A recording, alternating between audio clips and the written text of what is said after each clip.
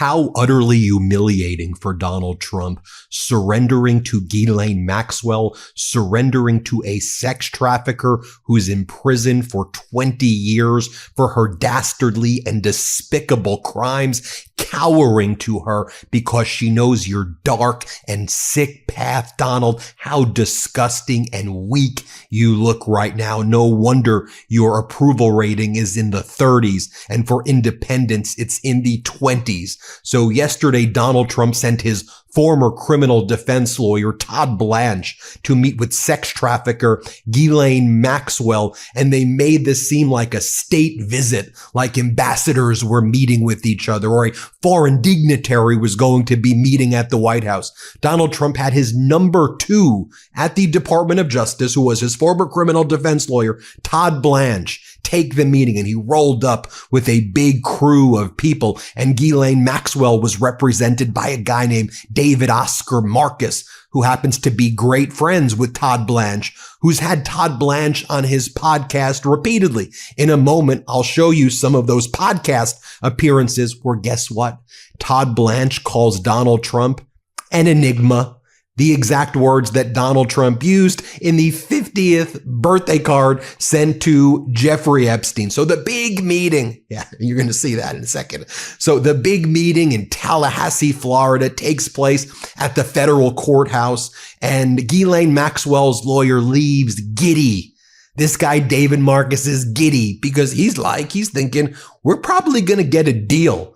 She may get pardoned. She may get her sentence reduced. She holds the cards right now because she knows what Donald Trump was up to. She was there. She was at Mar-a-Lago. Some of the victims of Ghislaine Maxwell were people who were at Mar-a-Lago, like Virginia Giuffre, who was a towel girl at Mar-a-Lago, underage girl who was homeless before working in the Mar-a-Lago spa, who Jeffrey Epstein and Ghislaine Maxwell walked over and said, oh, you're in the Mar-a-Lago spa with Trump. Maybe you want to work with Jeffrey Epstein. Then they started sex trafficking her. I'll go over more of those details in a bit, of course. But that meeting took place. Todd Blanche, again, the number 2 at the DOJ, which is like the most powerful law enforcement in the freaking world. He writes a statement. He goes, today I met with Ghislaine Maxwell, and I will continue my interview with her tomorrow, which is now today. The Department of Justice will share additional information about what we learned at the appropriate time. How about now? Did you take a recording? Was everything taped? Was everything transcribed? I think not. What do you mean at the appropriate time? And by the way, why do we even give a crap about this? We want the files. We want the 300 gigabytes out there of the contemporaneous wiretaps and records and other data that was out there and the logs, not what Ghislaine Maxwell's going to make up. She is a known liar and sex trafficker.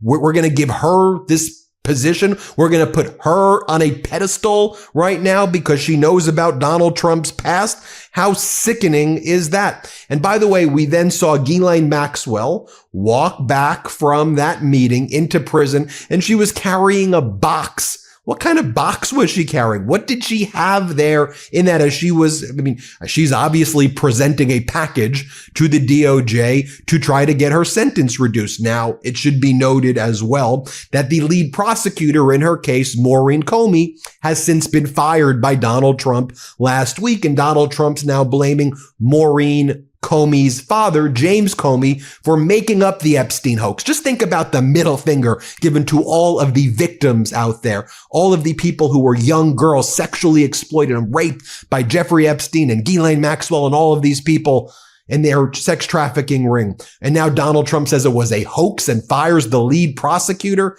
How utterly despicable is that? Then Donald Trump frantically posting this. This is what I mean. He's surrendering and capitulating to a sex trafficker. Donald Trump posts the following. The radical left Democrats are doing everything in their power to distract and obfuscate from our great 6 months of service to America, results of which many are saying is the best 6 months in presidential history. They have gone absolutely absolutely crazy and are playing another Russia hoax, but this time under the guise of what we will call the Jeffrey Epstein scam. As things are revealed, and I hope will take place quickly, you will see that it is yet another Democrat con job.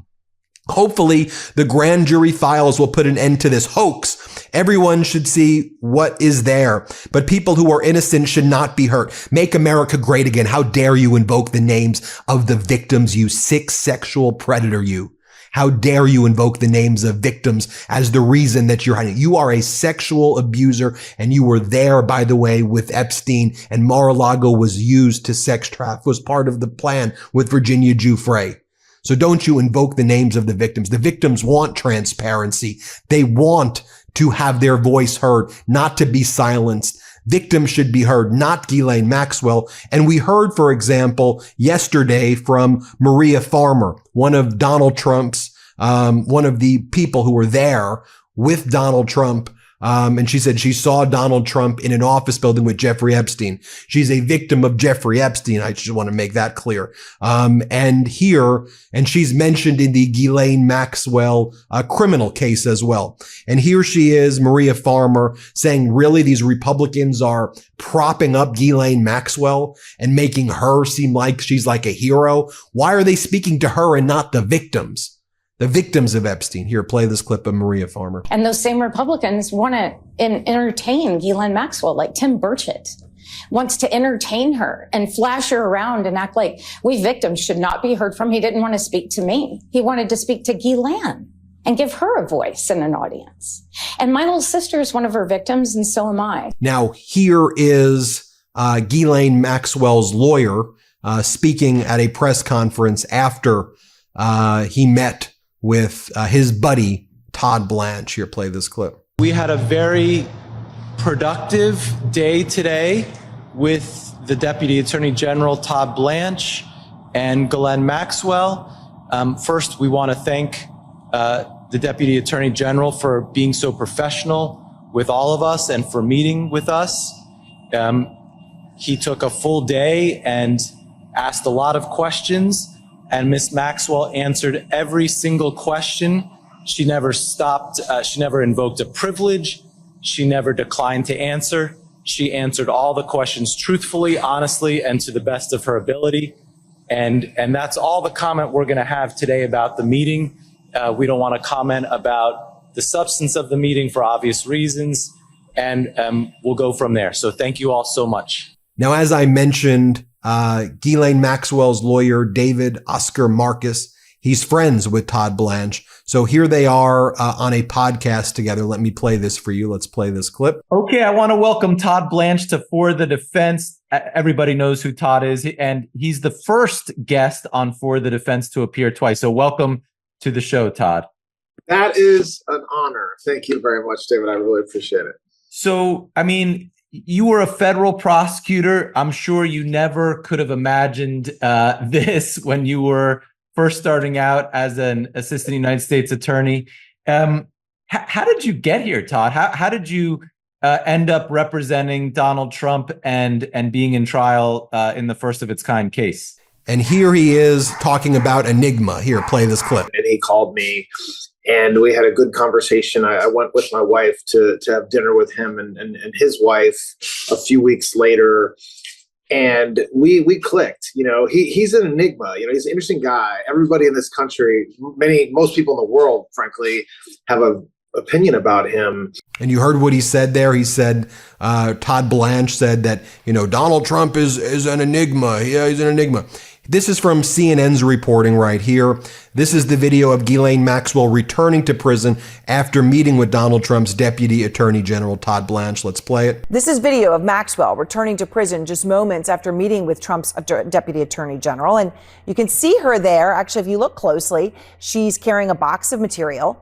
Now, Maxwell's attorney says she was forthcoming with every question that Trump's team threw at her today. Now, here were the words of Virginia Giuffre. She since died by suicide. in Australia. And here's what Virginia Giuffredo said about being like basically recruited for sex trafficking at Mar-a-Lago by Ghislaine Maxwell. Let's play this clip. Virginia Roberts was working in the spa at Donald Trump's Mar-a-Lago club in Palm Beach when British socialite Ghislaine Maxwell introduced her to multimillionaire Jeffrey Epstein. The training started immediately. I mean, it was everything down to how to give a blowjob, how to be quiet, be subservient, give Jeffrey what he wants. A lot of this training came from Ghislaine herself. And being a woman, it kind of surprises you that a woman could actually let stuff like that happen, but not only let it happen, but to groom you into doing it. And then there's Jeffrey who's telling you, I want it this way. No, go slower and don't do that and do this. Now, a few other things that were reported by New York Times yesterday. New York Times confirmed that Donald Trump was listed as a contributor to Jeffrey Epstein's 50th birthday book. We are publishing a page from the book, a letter handwritten by Ghislaine Maxwell. So New York Times has seen the book. New York Times has also found at least one other incident where Donald Trump wrote Mr. Epstein an admiring note to Jeff, "You are the greatest," reads an inscription in a copy of Mr. Trump's book, Trump, The Art of the Comeback, that belonged to Jeffrey Epstein. The message reviewed by the Times is signed Donald and dated October 1997, a month before the book came out. Look at that. Donald Trump's handwriting. You are the greatest. Oh, of course, Wall Street Journal had the correct sourcing for the 50th birthday where Donald Trump said, oh, let's keep our enigmas young, or enigmas never age, and our secrets need to stay secrets. How utterly disgusting is that? Oh, another photo came out, by the way, of Donald Trump and Epstein partying together with James Brown. How utterly gross is that? Then you have Newsmax propagandist for Donald Trump, Greg Kelly, on Ghislaine Maxwell. She just might be a victim. She just might be. There was a rush to judgment. There was not a rush to judgment. She had a criminal trial. She could have testified if she wanted to. She did not. She could have cooperated with the feds. She did not.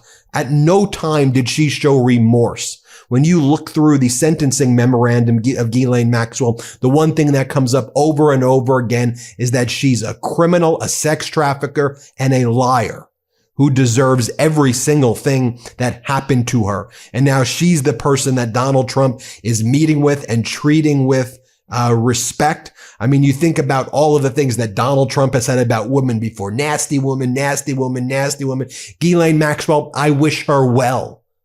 That is why we have such a disgusting individual in that Oval Office right now. And we need to call it out every single day, what's transpiring right there. And that we will here on the MeidasTouch network. So sick that Donald Trump took that meeting, that his number two and his criminal defense attorney / number two at the DOJ is now meeting with Ghislaine 2 days, that Ghislaine's like presenting her case. She was convicted.